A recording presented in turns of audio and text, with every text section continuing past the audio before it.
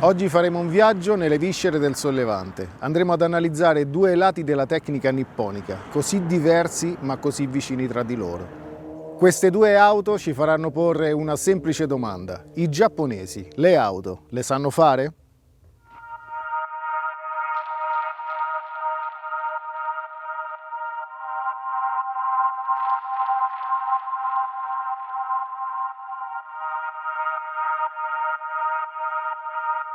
E adesso passiamo alle schede tecniche. Toyota Supra A80, codice motore 2JZ GTE, architettura 6 cilindri in linea sovralimentato, cilindrata 2997 cm3, alimentazione benzina iniezione multipoint, potenza massima circa 280 cavalli nella versione JDM a 5600 giri. Coppia massima, circa 440 Nm a 4800 giri.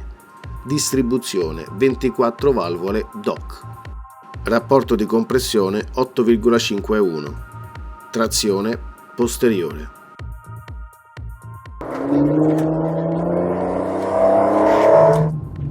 Stai attento perché tendi ad andare a sinistra poi, Con la guida a destra sì, devi entrare nell'ottica che c'è la guida a destra. No, ma io ormai mi sono abituato, infatti faccio i peli.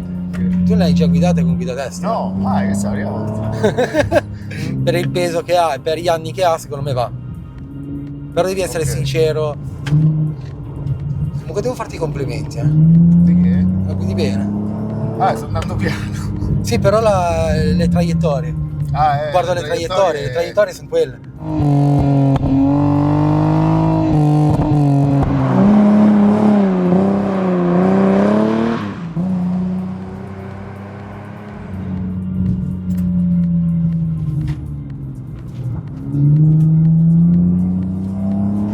Sì, è vero, tende comunque all'occhio a portarti verso l'esterno, sì, verso il centro è vero. Sì, perché non sei abituato. Verissimo. Sempre meglio un po' conoscere prima di andare magari un pochino di più. Sì, adesso vedi, piano piano, poi dopo mi porto più verso... Però un pochino ci sto al centro, è vero, incredibile. Come ti ho detto, è un'emozione guidare innanzitutto una Toyota Supra e poi è emozionante il fatto che sono seduto dalla parte sbagliata, diciamo. Però se vai a vedere in Giappone, che la macchina in giapponese si guida a destra, quindi in Giappone si guida a destra. In teoria la guida è quella giusta. Sì. Perché arriva dal Giappone. Sì. È una vera JDM. La macchina mi piace un sacco esteticamente, hai fatto un lavoro tra assetto e cerchi che è stupendo da guidare, cioè è proprio la classica GT, la classica Gran Turismo, cioè mi sento che su questa macchina potrei fare tipo 2000 km tutti d'un fiato, capito? Bellissima, davvero bellissima, anche la macchina poi in condizioni perfette, la frenata mi piace, bella sostanziosa, anche agile. E prima con te alla guida sono riuscito a vedere proprio un'agilità tra le curve notevole nonostante la massa e il passo lungo.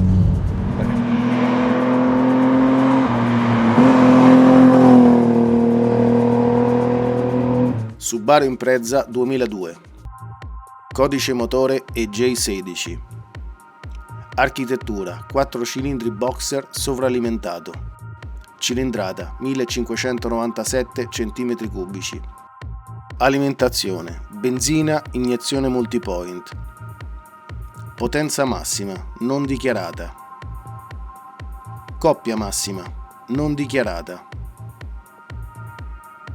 distribuzione 16 valvole DOC, rapporto di compressione 9,4:1, trazione integrale permanente.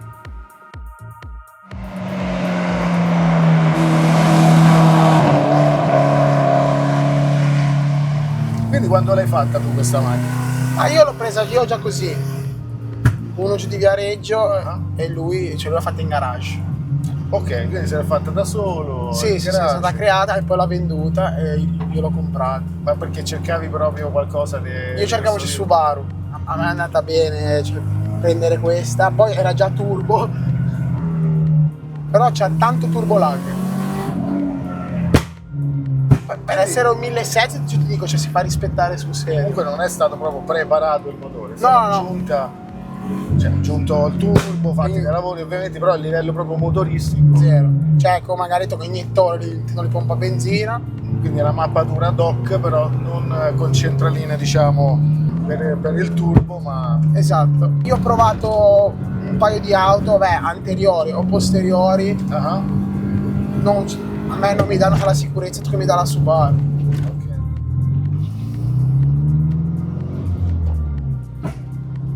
Comunque, lei spara sempre. Si spara sempre, cioè Che se vai a 2 all'ora lei spara. si deve far riconoscere. Sì.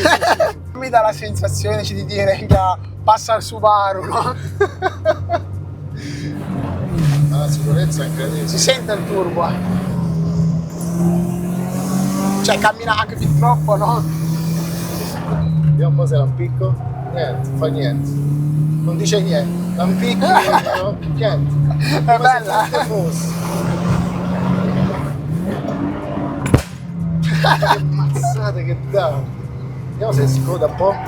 No, niente. È proprio intuitiva, anche se la vuoi far scodare. Sta lì. Sta lì, sta lì. Guarda. È Subaru. La Subaru veramente È il suo forte. è il suo forte proprio, sì.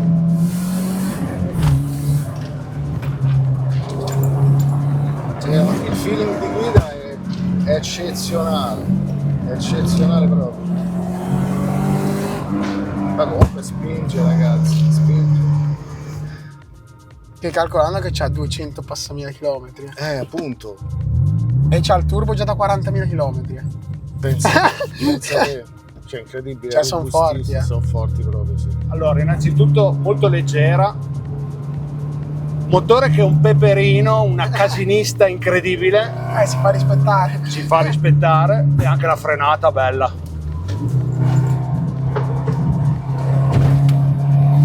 Mamma mia, sempre amato. Subaru non delude mai. No, mai. Avete fatto una macchina, ragazzi, che è di un divertente. Guardate come vi porta fuori la turbina dalle curve in maniera pulita, lineare, non è scorbutica, No. non è violenta, e la cavalleria c'è tutta, si sentono i giri belli alti caratteristici dei motori boxer, e soprattutto sai cosa c'ha di bello che mi piace? È molto facile da guidare. Sì, È facilissima da guidare. D'altronde mi dicevi che è la tua prima macchina, sì, esatto. ed è facilissima da guidare, facilissima. Ho fatto un paio di curve davvero divertenti e il turbo mi ha stupito perché ti porta davvero fuori dalle curve senza, sì, con un po' di turbo lag è vero, ma comunque senza picchi, senza calci nel sedere Sì. violenti, senza cose strane.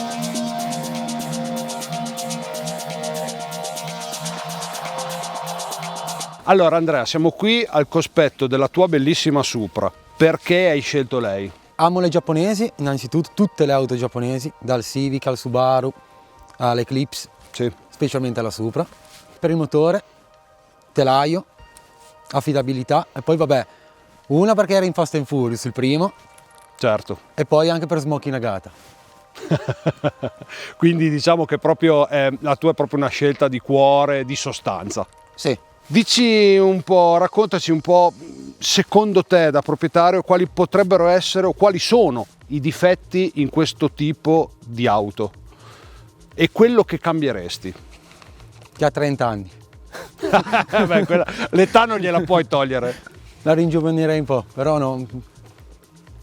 Sinceramente, è perfetta così. Per me, a me piace così com'è. È perfetta così. Luigi, invece tu con la tua Subaru, perché l'hai scelta? Perché hai scelto proprio questo modello e in particolar modo questa conformazione meccanica. Io ho scelto sta macchina perché, diciamo che ce l'ho sempre avuta un po' nel cuore, no? Poi la sua storia, è stata fatta turbo e io ho colto l'occasione, l'ho presa al volo. In più guidandola mi è entrata se nel cuore, per me questa qua è tutto. Come telaio penso che sia uno quasi dei migliori, secondo il mio parere. Ha tanto da dare.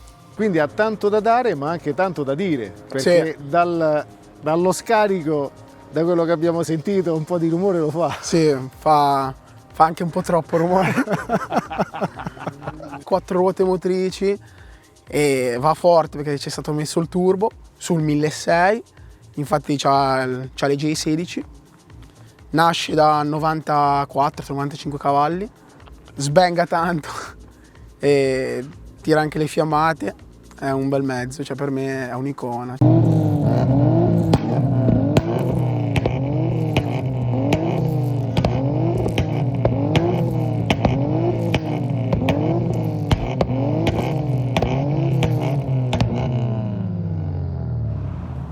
La prima generazione della Toyota Supra nasce con un'esigenza ben precisa: dare alla vettura top di gamma del listino Toyota una versione ancora più lussuosa ed accessoriata. La prima serie della Toyota Supra sarà talmente legata al nome Celica che ne riprenderà anche il nome, infatti si chiamerà Toyota Celica Supra.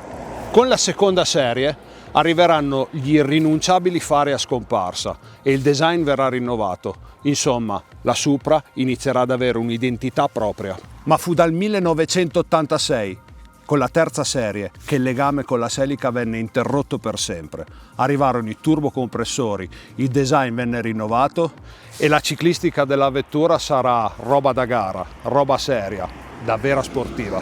Nel 1993 nascerà la Supra più famosa di tutte, quella dove sono seduto ora, la serie A80, resa famosa dalle pellicole cinematografiche famosissime in tutto il mondo. Oltre ad un design sportivo ed iconico, porterà in dote quello che forse è uno dei motori più famosi del mondo, il 2JZ, capace di potenze elevatissime grazie alla solidità e all'affidabilità della Toyota. Nel 1992 la casa delle Pleiadi aveva un problema da risolvere: sostituire la Subaru Leone. Quindi uscì la Subaru Legacy, un'auto che, sebbene abbia avuto dei risultati incoraggianti nei rally, mostrava comunque tutti i limiti di un'auto pensata prevalentemente per un uso stradale. La Subaru quindi creò l'Impreza, un'auto incentrata prettamente per l'uso sportivo e l'uso rallistico.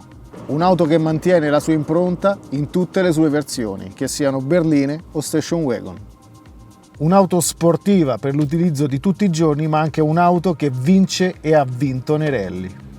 Lo schema meccanico è questo che l'ha resa celebre: un motore boxer montato longitudinalmente e una trazione integrale permanente. La versione più celebre fu la VRX ST 22B, una vettura costruita in soli 400 esemplari e venduta nell'arco di mezz'ora. Ne furono costruiti altri, intorno ai 25 esemplari, anche quelli venduti di nuovo in una frazione di secondo. E tutto il prestigio che la casa delle Pleiadi ha ottenuto è solamente grazie a quest'auto. Rispondiamo alla domanda di inizio video: i giapponesi le auto le sanno fare?